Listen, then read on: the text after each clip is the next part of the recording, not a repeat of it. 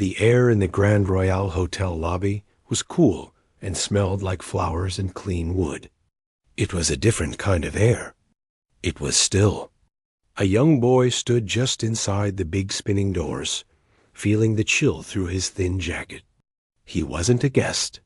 He held a small, wrapped package in both hands, holding it tight like it was the most important thing in the world. For him, it was. His mom, who cleaned rooms on the upper floors, had given him the task. Take this to the front desk. Just to the front desk, straight there and back. Don't wander, she had said, her voice tired but firm. He was 12, but small for his age. His clothes were old, the colors faded from too many washes, but they were spotlessly clean. His mother made sure of that. He moved across the vast floor of shining marble, his worn sneakers making no sound. The ceiling soared high above, with giant crystals hanging down, breaking the light into tiny rainbows that danced on the walls. People sat in big, soft chairs, talking in low voices. They wore clothes made of fine fabrics, smooth and crisp, not like his. They sipped from tiny cups, the gentle clink of porcelain mixing with their murmurs. The boy's name was Leo. He didn't look at the fancy people. His eyes, wide and dark, were fixed on one thing only. In the very center of the lobby, sitting on a round raised platform of rich carpet, was a piano dot. It wasn't just any piano. It was a creature of pure, deep black, so polished it looked like a still pool of night. It reflected the chandeliers, the people walking by, the whole glowing room in a long, distorted shimmer. Its body was curved and graceful, strong and elegant all at once. The lid was propped open, showing the golden-brown harp of the cast-iron frame inside, like the skeleton of a giant, gentle beast. The white keys looked like a perfect row of clean teeth, and the black ones were smooth, dark stones set between them. To Leo, it was the most beautiful thing he had ever seen. More than a thing. It was a door. He forced his feet to carry him to the front desk, a long, imposing counter made of dark wood. A man with a neat suit and a smile that didn't reach his eyes took the package. "Thank you," the man said, his tone dismissive. The task was done. Leo should have turned and left. His mom was waiting in the service corridor downstairs, ready to walk home together, but the piano pulled at him. It was a physical feeling, a tugging in his chest. He had never been this close to a real one. His world of music existed in two other places. One was the old, crackling radio in their tiny apartment, where sometimes, if the static wasn't too bad, you could hear pieces of classical music. The other was on the dusty floor of his bedroom. There, with a piece of white chalk from his mother's supply box, he had drawn a full keyboard. 88 rectangles. He had measured it from a picture in a book he'd borrowed so many times from the library. The librarian just sighed and let him keep renewing it. On that chalk drawing, his fingers practiced. They danced over the dusty concrete, silent. But in his head, the music was thunderous. He heard the soaring chords, the running scales, the gentle melodies. He taught himself where his fingers should go, how they should curl, what notes lived next to each other. The book had diagrams. It was a book for beginners, but he had memorized every page, every instruction. He knew about a man named Bach and another named Mozart, and the sad, beautiful pieces by a man named Chopin. In his mind, he played them all. And now, here was the source. The real thing. The instrument that could make the sounds in his head live and breathe in the air. He drifted toward it, as if caught in a slow current. He stopped at the velvet rope that cordoned off the platform. It was just a thin red rope on two brass stands. Not a real barrier. A suggestion. A sign on one stand read, "Please do not touch." He read the words, his heart sinking. Of course, this wasn't for him. It was for the people in the crisp clothes, the people who belonged in this cool, shiny air. He stood there for a long minute, just looking. He saw the way the light caressed the curves of the wood. He imagined the weight of the keys under a finger. What would one note sound like? Not a song. He wouldn't dare. Just one single note. Would it be warm? Would it be bright?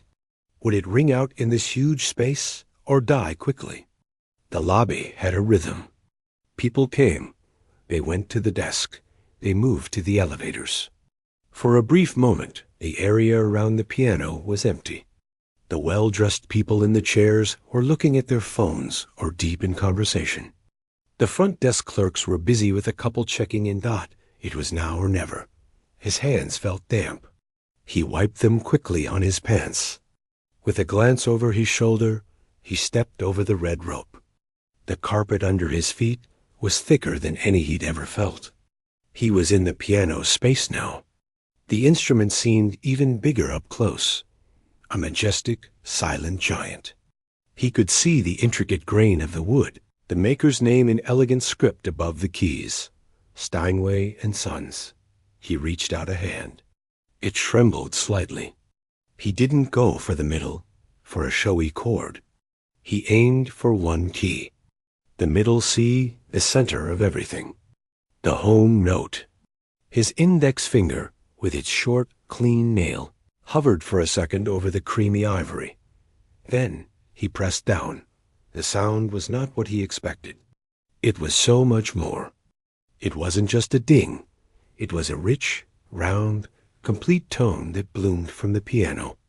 It started firm and clear, then softened, hanging in the air, vibrating, mixing with the quiet atmosphere of the lobby. It felt alive. It was a perfect sound. To Leo, it was the sound of a door cracking open, letting in a blinding sliver of light from a world he'd only dreamed of. A smile, pure and unfiltered joy, started to spread across his face. He'd done it. He'd touched a real piano. He had made this beautiful, profound sound. But beautiful sounds travel. The single clear note cut through the murmur of the lobby. Heads turned. A woman in a silk scarf looked up from her tablet. A man reading a newspaper lowered it. And from across the lobby, a figure detached itself from a group and began striding purposefully toward the platform. He was a tall man in a suit that seemed to be cut from shadow, sharp and expensive. His hair was silvered at the temples, and his face had the stern, impatient lines of someone used to giving orders and having them instantly obeyed. This was Mr. Thorne, a major investor in the hotel, a man for whom the Grand Royale was less a place of beauty and more a spreadsheet of assets. The piano was a very valuable asset. Leo, still lost in the resonance of his one perfect note, didn't see him coming. He was still looking at the key, his finger now resting lightly on it, feeling its cool, smooth surface. The man's voice hit him like a splash of ice water. "Excuse me." The words were loud, sharp, meant to startle. Leo flinched, snatching his hand back as if the key had burned him. He turned, his heart hammering against his ribs. Mr. Thorne stopped just outside the velvet rope, his eyes sweeping over Leo, the thin jacket, the old sneakers, the small, frightened frame. His lip curled, not in anger, but in a kind of cold, disgusted disbelief. "That," he said, his voice carrying easily in the now quiet lobby, "is not a toy." He paused, letting the words sink in. Every guest was watching now. "It is a Steinway concert grand. A work of art, an instrument for artists." His gaze landed pointedly on Leo's hands. "It is certainly not for every passerby with dusty fingers to paw it." The word paw hung in the air, ugly and heavy. Leo felt his face grow hot, then cold. The single, beautiful note was gone, replaced by a roaring shame in his ears. He saw the looks from the people in the chairs, not unkind, mostly pitying, some amused. He was a spectacle. A poor little boy who'd broken a rule and was being put in his place. He wanted the marble floor to open up and swallow him whole. He took a stumbling step back, his dream of the piano shattering into 1,000 sharp pieces of humiliation. The single note, so pure and full of hope just a second before, now felt like a crime scene. It echoed in the silence, but all Leo could hear was the thundering shame in his own ears. The man's words pawed, clawed at him. His hands, which a moment ago had felt connected to something magical, now felt clumsy and dirty. He tucked them behind his back, his face burning. The well-dressed man, Mr. Thorne, stood like a statue of judgment just outside the velvet rope. His expression wasn't one of wild anger, but of a cold, deep annoyance, as if a precious artwork had been smudged by a careless tourist. He didn't shout again. The silence he commanded was worse. From the corner of his eye, Leo saw movement.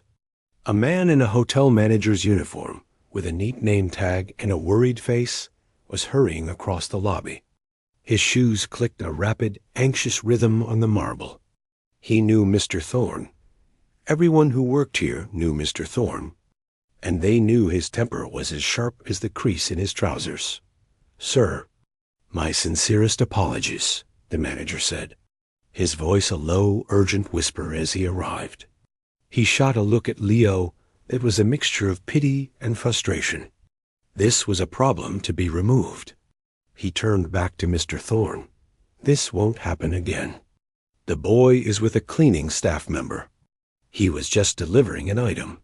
He'll be escorted out immediately." The manager's hand came up, not to grab Leo, but to gently guide him by the shoulder away from the piano, off the sacred platform, back over the red rope. The touch was firm, final. It was the touch of someone moving an object that was out of place. Leo didn't resist. His body felt numb. He allowed himself to be steered, his head down, staring at the intricate patterns in the carpet as they blurred. This was it. He would be taken to some back office.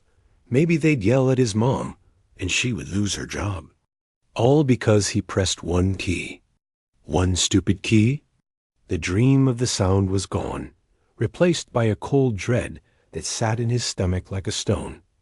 But as they took a few steps, Leo's gaze, aimed at the floor, swept past the grand entrance to the staff corridors.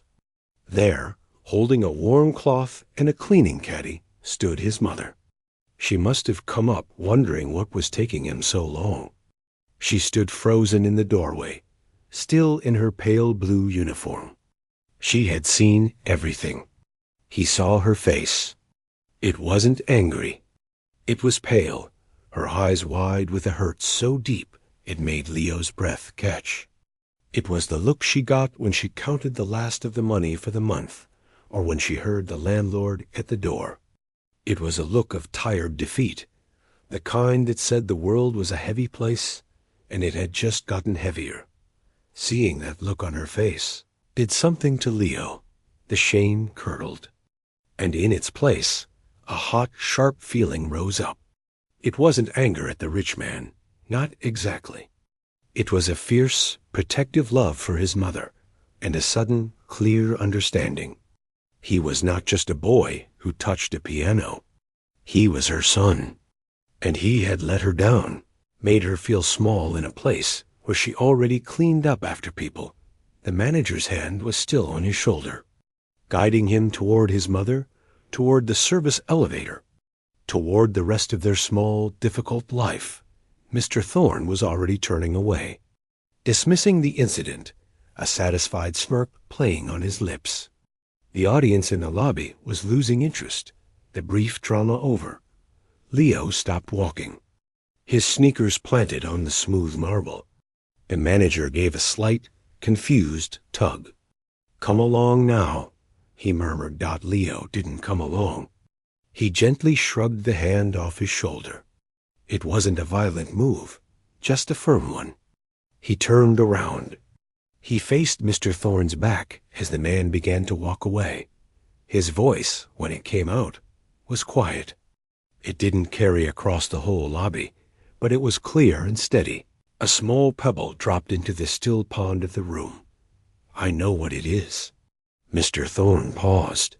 He half turned, a look of mild, bored surprise on his face, as if a piece of furniture had spoken. What did you say? Leo took a small step forward, back toward the piano platform. His heart was beating so hard, he could feel it in his throat, but he kept his eyes on the man. I said, I know what it is. It's a Steinway Model D, a concert grand, 9 feet long. He swallowed. It's made of Sitka spruce for the soundboard and hard rock maple for the rim. It has over 12,000 parts. The manager stared, his mouth slightly open. A few guests who had been getting up to leave settled back into their chairs. This was unexpected. Mr. Thorne fully turned no. The smirk was gone, replaced by a look of cold curiosity. He walked back a few steps, closer to the rope. Is that so? He said, his voice dripping with sarcasm. You read the brochure, did you?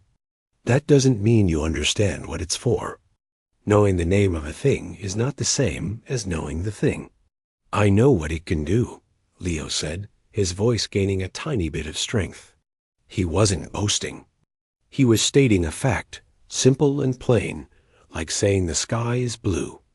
Oh, you do you? Mr. Thorne let out a short, humorless laugh. He gestured broadly to the piano, then to the now attentive guests. A new, crueler idea seemed to strike him. Humiliating the boy wasn't enough. Now he would expose him as a liar, too. Well then, since you're such an expert, since you know so much about what it can do, he made a grand, mocking bow toward the piano. Enlighten us. Show us what this Model D can do. Let's hear this. Profound understanding of yours. He crossed his arms, waiting. The challenge hung in the air, heavy and dangerous. It was a trap. He was giving the boy enough rope to hang himself with. In his mind, Leo would fumble, play a clumsy chopsticks, or just freeze, confirming every assumption Mr. Thorne had about him. The manager looked horrified. He stepped forward again. Sir, really, that's not necessary. I'll just... No, Mr. Thorne interrupted, his eyes fixed on Leo. The young maestro has something to show us. We should be quiet and listen. All eyes were on Leo again. But this time it was different. Before, he was an intruder being caught. Now, he was a performer being called to the stage, with an audience expecting him to fail. He saw his mother from across the room. She had her hand over her mouth. She gave a tiny, almost imperceptible shake of her head. Don't, she was pleading silently. Don't give them another reason to laugh. But Leo looked at the piano. The beautiful, silent, black beast. It wasn't just a rich man's decoration. It was a world. And it was a world he knew. A world he lived in every day in his mind and on his chalk-drawn floor. Mr. Thorne thought he was offering a path to greater humiliation. But he was actually, without knowing it, offering a key to the very door Leo had wanted to open. He didn't look at the man again. He didn't look at the manager or the guests. He looked only at the piano. With slow, deliberate steps, he walked back onto the platform. He stepped over the red rope, not as a trespasser this time, but as someone answering a call. He stood before the polished bench. He didn't sit down immediately. He just looked at the keyboard, the sea of white and black. The lobby was utterly silent. You could hear the faint hum of the air conditioning, the distant ding of an elevator dot. Then he sat. The bench was high. His feet in their old sneakers didn't touch the floor. They dangled a few inches above the thick carpet.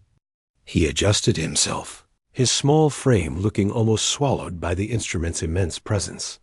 He took a deep, slow breath, closing his eyes for a second. In his mind, he wasn't in the Grand Royal Hotel, He was in his room. The sounds were the sounds of his life, the rhythmic thump of the washing machine in the corner, the drip of rain from a leak in the ceiling hitting a tin pan, the distant sirens at night, the soft, tired sound of his mother humming as she mended clothes. He had tried to put those sounds into music. Not the music from the radio, but his own. He opened his eyes. His small hands came up. They hovered over the keys. They were not the long, elegant hands of a concert pianist. They were a boy's hands, a bit scraped, with short nails, and then he began to play. The first notes were soft. Not a melody you would recognize, not something from a famous composer. They were low, tentative, like someone gently testing the weight of a deep, old memory. Leo's left hand pressed a few bass keys, creating a slow, rolling rhythm. It wasn't fancy. It was steady and solid, like a heartbeat, or like the thump-thump of that old washing machine in their apartment that shook the whole floor when it spun. For a second, Mr. Thorne's expression tightened, ready to dismiss it as simple noise. But he didn't say anything. The sheer seriousness on the boy's face kept him quiet. Leo's body was still, all his focus flowing into his hands. Then his right hand joined. It began a pattern of notes that was delicate and clear, falling like drops of water. Asterisk, plink, plink. Plink dash plink dot asterisk. It was the sound of the leak in the roof, the one they caught in the tin pan. But in the boy's hands, on this magnificent piano, it wasn't a sound of something broken. It was sad, yes, but also beautiful. It was a pattern. It was music made from a nuisance. He wove the two hands together. The low, steady rhythm from the left and the clear, falling notes from the right. They fit. They told a story without words. It was the story of a small, crowded home. It was the sound of waiting, of routine, of quiet endurance. A woman in one of the plush chairs, who had been annoyed by the interruption earlier, slowly put down her phone. She didn't look at anyone else. She just looked at the small boy on the bench, her head tilting slightly as she listened. The music wasn't loud, but it filled the huge space completely, because it was so honest. It demanded you listen.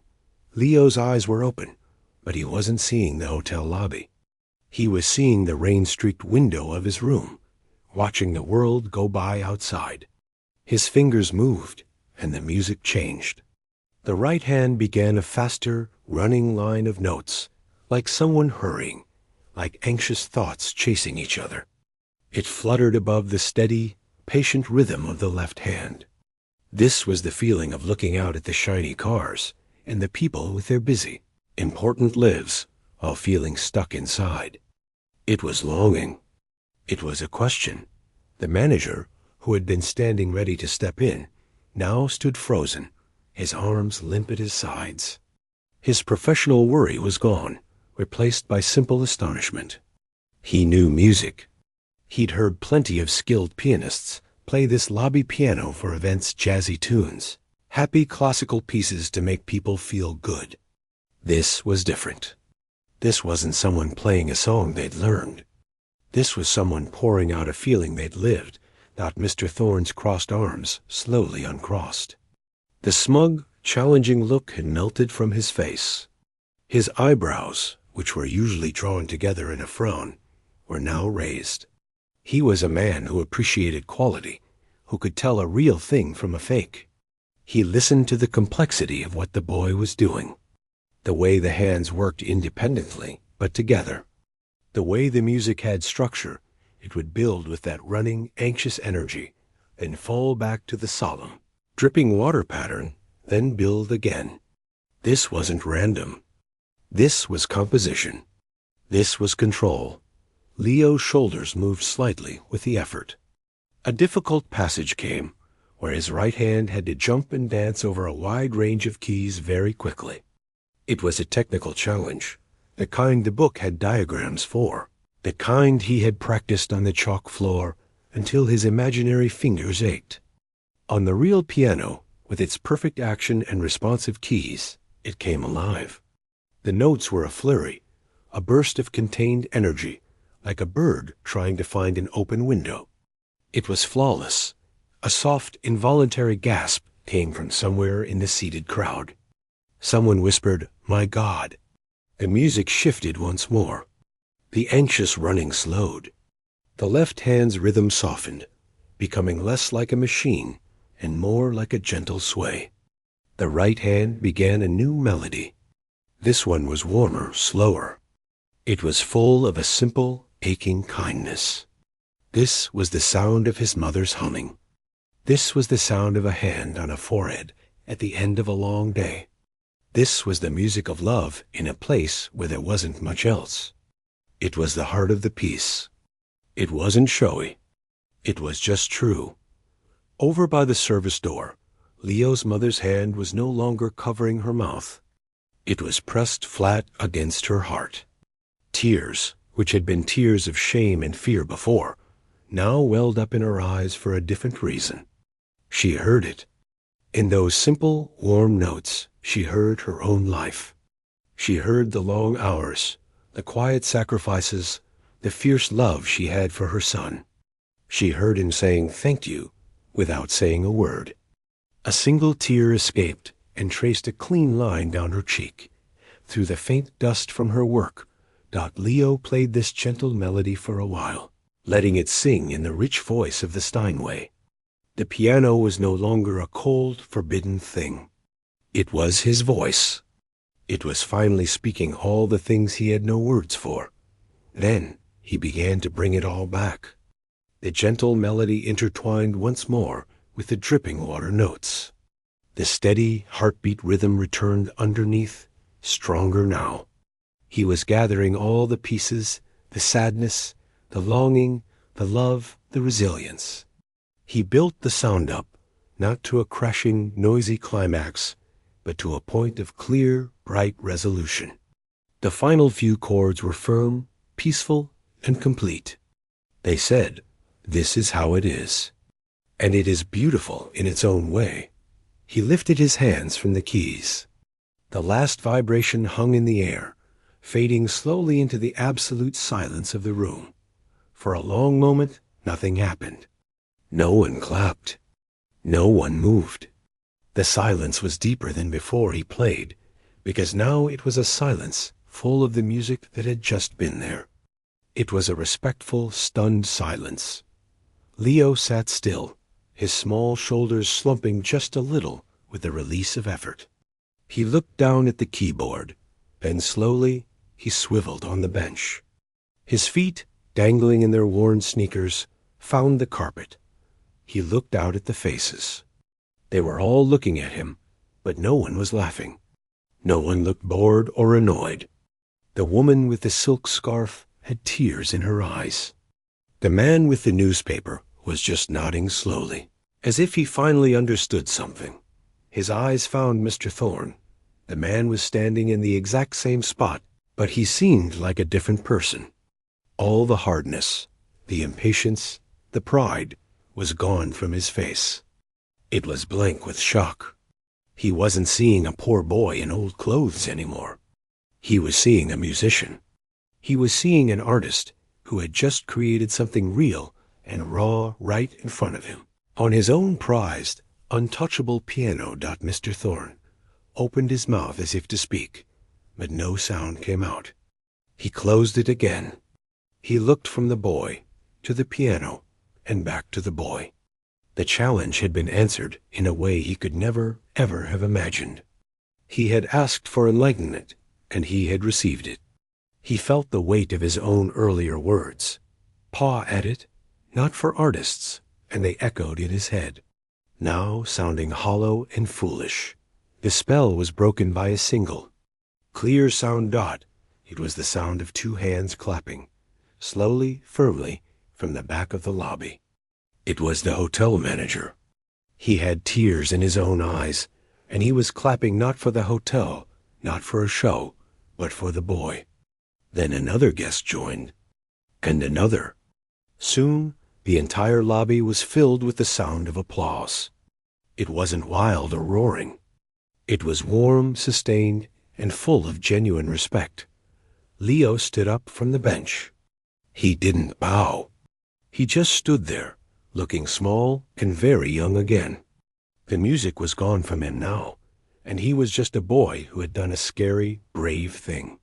He looked past the clapping people, past the stunned Mr. Thorne, to his mother. She was clapping too, the cloth still in her hand, her face shining with pride. She smiled at him, a real full smile that lit up her tired eyes. He had done it. He had played. And for the first time, the world had finally heard him. The applause washed over him like a warm wave, but Leo hardly heard it. All his focus was on his mother's smile from across the room. That smile was a safe harbor. It meant he hadn't made things worse. It meant she wasn't ashamed. For a few seconds, the world narrowed to just her face, glowing with a pride he'd never seen before. The fancy lobby, the rich people clapping, even the grand piano itself, all of it blurred at the edges.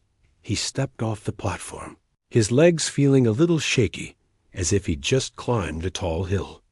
The clapping began to slow and then trickle into an excited murmur. People were leaning toward each other, whispering. He could feel their eyes on him, but the looks were different now. They were curious, amazed, some even a little awestruck. He didn't know what to do with those looks. He just wanted to go stand next to his mom, but a figure moved, blocking his path gently. It was Mr. Thorne. The man's stern expression was completely gone. In its place was a look of intense, almost hungry curiosity. He wasn't smiling, but his eyes were sharp and focused, studying Leo's face like it was a complex piece of music. "Wait," Mr. Thorne said. His voice wasn't loud or commanding anymore. It was low, serious. The single word stopped Leo in his tracks. The murmurs in the lobby quieted again. This wasn't over. Leo looked up at him, wary. Was he in trouble again? Would the man take back the unspoken apology in the air? Mr. Thorne took a step closer, then seemed to remember himself. He crouched down a little, not all the way, but enough so he wasn't towering over the boy. It was an awkward gesture for a man like him, but he did it anyway. "That piece," he began, his voice careful. "Who wrote it?" Leo blinked. He hadn't expected a question. I did, sir." "You composed that?" "Yourself?" Mr. Thorne's eyebrows shot up. He had suspected, but hearing it confirmed was something else. "Just now?" "No, sir," Leo said, his voice small but clear. "I've been thinking it for a while. I just never played it on a real piano before." A soft ripple of surprise went through the closest guests who could hear the conversation. "Thinking it," Mr. Thorne repeated, as if tasting the words. "And the technique, the fingering, the counterpoint between the hands. Who is your teacher?" This was the question Leo was used to, the one that always made him feel out of place. "I don't have a teacher, sir. No teacher." Mr. Thorne said it flatly. He glanced at the boy's hands. "You learned from a book?" "From a library book, yes. And I practice on the floor at home. I draw the keys with chalk." For a long moment, Mr. Thorne said nothing. He just stared at Leo, his mind clearly working, putting the pieces together. A boy from nothing. A chalk piano on a concrete floor. A stolen library book. And yet, what had just come out of him was not just playing. It was musicianship. It was composition. It was soul. It was the kind of raw, natural talent that conservatories and wealthy parents spent small fortunes trying to cultivate, often without success. And here it was, growing wild in the cracks of the city. Mr. Thorne stood up to his full height. He was a businessman. He dealt in properties, in investments, in tangible things. But he was also, in a part of himself he rarely showed, a lover of music. He attended the symphony. He funded a small arts charity, mostly for the tax write-off and the good publicity. But he knew real art when he heard it. And more importantly, he recognized a unique, appreciating asset when he saw one. His gaze swept over to the service door, where Leo's mother still stood. He saw the worn cleaning caddy, the simple blue uniform. He understood the whole story in an instant. He turned back to Leo, his demeanor changing from curious investigator to a man making a decision. The cold, proud investor was back, but his goal had shifted entirely. "Where is your mother?" he asked, his tone now polite, formal.lay, pointed silently toward the door. His mother, seeing the gesture, seemed to straighten her shoulders. She wiped her eyes quickly with the back of her hand and walked forward. She moved slowly, hesitantly, across the marble floor toward her son and the imposing man. The guests watched her, their expressions kind. She stopped beside Leo, placing a gentle, protective hand on his shoulder. She didn't say anything, just looked at Mr. Thorne, waiting. "Madame," Mr. Thorne said, giving a slight, respectful nod of his head. It was a small gesture, but in that context, it was huge. "Your son? He has an extraordinary gift." His mother nodded slowly. "I know he loves music," she said softly, her voice thick with emotion. "I hear him, tapping on everything." "It's more than love," Mr. Thorne said. "It is a rare talent, a serious one. It cannot be left to practice on chalk." He said it not as a criticism of her, but as a statement of fact, like saying a rare plant needs proper soil. He reached into the inside pocket of his expensive suit jacket and pulled out a thin silver case. From it, he extracted a single crisp white card. He held it out, not to Leo, but to his mother. She looked at it, unsure. After a moment, she took it. The card was heavy, with raised black lettering. It had his name, a phone number, and the name of his investment firm. "My name is Thorne," he said. "I have some connections with the people at the City Conservatory of Music. The head of the piano department is a personal acquaintance." He paused, choosing his words carefully. He wasn't offering charity. To a proud woman, that would be an insult. He was proposing a transaction based on value. What your son just did. It demonstrates a potential that should be evaluated by professionals. Real teachers. He should be heard. Leo's mother looked down at the card, then at her son's hopeful, anxious face. She understood what was being offered. A chance. A door. The very thing she lay awake at night, worrying she could never give him. Her fingers tightened around the stiff paper. We cannot afford such things," she said quietly, her voice barely above a whisper. It was a hard truth to say out loud in this place, yet Mr. Thorne anticipated this. "The conservatory has scholarships for the uniquely gifted." "My word," he said, and there was a hint of his old pride in the phrase, "can ensure he gets an audition. A real one, where they listen. The rest would be up to him." He looked at Leo. It would be hard work, much harder than a chalk floor. It would be scales and theory and criticism. It is not just playing what you feel. Leo looked at his mother, his eyes wide and bright. "I can work hard," he whispered to her. She saw the fire in his eyes, the same fire she'd seen when he'd listened to the crackling radio, completely lost to the world. She looked back at Mr. Thorne. She was a woman who trusted actions, not words. This man had shamed her son moments ago, but he had also listened. And now he was offering a hand, not out of pity, but out of respect for the talent. At least she gave a single, slow nod. "An audition. We would be grateful for that chance." Mr. Thorne nodded back. "A business deal concluded. Have him call that number next week. Ask for my assistant. She will arrange it." He looked at Leo one last time. His stern facade seemed to soften, just for a second. "What you played? What was it called?" Leo thought for a moment. He had never given it a name. It was just the sounds of home. "I don't know, sir," he said honestly. "Well," Mr. Thorne said, "when you play it for the conservatory, you should call it something." He almost smiled then, a thin, brief thing. "Good day." With that, he turned and walked away. Not toward the elevators, but out through the main doors, needing the air. Needing to process the strange twist his afternoon had taken.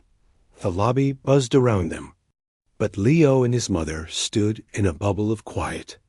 She looked down at the precious card, then slipped it carefully into the pocket of her uniform. She put both hands on Leo's shoulders and squeezed. No more words were needed. The journey home was about to begin, but it felt like they were starting from a completely new place. The walk through the glittering lobby felt like a dream. The same people who had watched with pity or annoyance earlier now offered small, kind smiles as Leo and his mother passed. The manager, looking both relieved and deeply impressed, gave a respectful nod as they neared the service entrance. But Leo didn't really see them. His mind was still back at the piano, feeling the last vibrations in his fingertips. And then, on the heavy white card now tucked safely in his mother's pocket, the moment the heavy service door swung shut behind them, the world changed. The cool, flower-scented air was replaced by the familiar smell of cleaning supplies and warm concrete. The hushed elegance was swapped for the distant hum of industrial dryers and the clang of a laundry cart. They were back in their world. His mother didn't say a word. She just put her arm tightly around his shoulders as they walked down the plain corridor, past stacks of linens and trolleys of supplies. Her grip was strong, saying everything her voice couldn't. They took the staff elevator down to the basement. The rattling cage a stark contrast to the guest's smooth. Silent lifts upstairs. It wasn't until they were outside. The city's evening noise wrapping around them, the rumble of buses, the chatter of people, the blare of a distant horn, that she finally stopped. They were in the alley behind the hotel, near the big dumpsters. She turned him to face her, her hands on both his shoulders. Her eyes searched his face. "That music," she said, her voice quiet against the city's din. "All that? That was in you? All this time?" Leo nodded, suddenly feeling shy. "It's just the sounds from home," he mumbled, looking at his sneakers. "The washing machine. The leak. You humming." A soft sob escaped her, but it was a happy sound. She pulled him into a tight hug, burying her face in his hair. "You foolish, wonderful boy," she whispered, her voice choked. "You scared me to death. And then you made my heart feel like it would fly away." They walked home, hand in hand, but it wasn't the same walk as always. Usually they were both tired, lost in their own thoughts about the long day and the longer tomorrow. Tonight, the air seemed to crackle with a new energy. They talked in bursts. What did he mean? Scales and theory. Leo asked. "Hard work," his mother said, squeezing his hand. "The kind that makes your brain and your fingers ache. Are you ready for that? Not just playing, but studying." "Yes," he said immediately, with the absolute certainty of a child who has finally found the key to a secret garden at home. In their small, warm apartment, the ordinary felt different. The chalk-drawn keyboard on his bedroom floor, which had always been a place of escape, now looked like a map that had led to a real treasure. His mother took Mr. Thorne's card from her pocket and placed it carefully on the kitchen table, smoothing its edges. It looked foreign there, on the scratched wooden surface next to the sugar bowl. "We will call," she said, more to herself than to him. "We will see what this means." The next week was a strange mix of the normal and the nerve-wracking. Life went on. His mother went to her cleaning jobs. Leo went to school, but the card on the table was a constant presence. When the day came to call, his mother's hands trembled as she dialed the number on their old wall phone. She spoke quietly, formally, to a polite woman on the other end. She used words like audition and scholarship, words that felt heavy and new in her mouth. An appointment was set. The city conservatory. Saturday morning got the night before. Leo couldn't sleep. He lay in bed, not imagining the piano this time, but imagining a room full of serious-faced teachers like Mr. Thorne, all waiting for him to prove himself. The fear was a cold knot in his stomach. What if the hotel had been a fluke? What if he sat down and his mind went blank? Saturday morning, they dressed in their best clothes, his same clean sneakers, but with his least worn pants. His mother in a simple, good dress she saved for special occasions. The conservatory was a big, old stone building covered in ivy. It looked like a castle of music. Inside, the halls echoed with the sounds of a dozen different instruments practicing behind closed door scales on a violin, a trumpet's blare, the deep thump of a cello. It was a symphony of work. They were led to a small room with a piano, much smaller than the hotel's grand, but just as real. 3 people sat behind a table. A stern-looking woman with glasses. A man with a kind face and gentle eyes. And to their surprise, Mr. Thorne, he gave them a brief, businesslike nod, but said nothing. He was there as an observer, a guarantor of his word. Leo's mouth went dry. The fear was paralyzing. The woman with glasses spoke. "We understand you play by ear and have composed your own work. Please play for us." His mother gave his hand one last squeeze and then sat in a chair by the wall. Leo walked to the piano. He sat on the bench. He looked at the keys. They were just keys. This was just another piano. But the room was so quiet, so expectant. He thought he would play his piece, the one from the hotel. But as his hands hovered, a different feeling came. Not the sounds of home this time. The sounds of this week. The sound of his mother's hopeful voice on the phone. The sound of the cards sliding on the kitchen table. The sound of a door creaking open. It was a feeling of looking forward, not just remembering. He began to play. It started with a single clear note, much like the one in the hotel. But then it spiraled outward. The music wasn't sad or longing anymore. It was questioning, exploring. It had moments of brightness, like sunlight finding its way through a narrow window. It had runs of notes that sounded like hopeful, racing thoughts. He used what he knew, the rhythms, the patterns, but he let the new feeling guide him. He played for maybe 5 minutes, and when he finished, the last note was bright and hanging, full of possibility. The silence in the room was different from the hotel's stunned silence. This was a professional silence, a considering one. The man with the kind face was the first to speak. "Your technique is unorthodox," he said slowly. "Your hand position is all your own. But your musicality, your ear for harmony, it is natural, instinctive." He turned to the woman with glasses. "He hears the music fully formed." The woman nodded, making a note on a paper. "The composition is structurally simplistic, but emotionally complex. It is a start, a remarkable raw start." She looked at Leo. "You have no formal training at all?" "No, ma'am," Leo whispered. She looked at Mr. Thorne, then back at Leo and his mother. "We have a preparatory program for young talents who show exceptional promise but need foundational work. It is competitive, and it requires dedication. There is a scholarship that covers tuition." She paused. "We would like to offer Leo a place in this program, starting next month." The air left Leo's lungs. He looked at his mother. She had both hands pressed to her chest, her eyes shut tight for a second, as if receiving a great gift. The rest of the meeting was a blur of detail schedules, materials, a list of things he would need.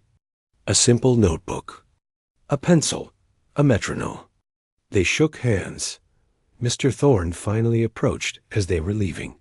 "You played something different today," he said to Leo. "Yes, sir." "Good," Mr. Thorne said. And for the second time, he almost smiled. "You shouldn't only play what you know. You should play what you hope for." He gave that same slight nod to Leo's mother. "Madam." And then he was gone, back into the world of business deals and spreadsheets, having brokered a deal of a different kind. On the walk home, the city seemed louder, brighter, bigger.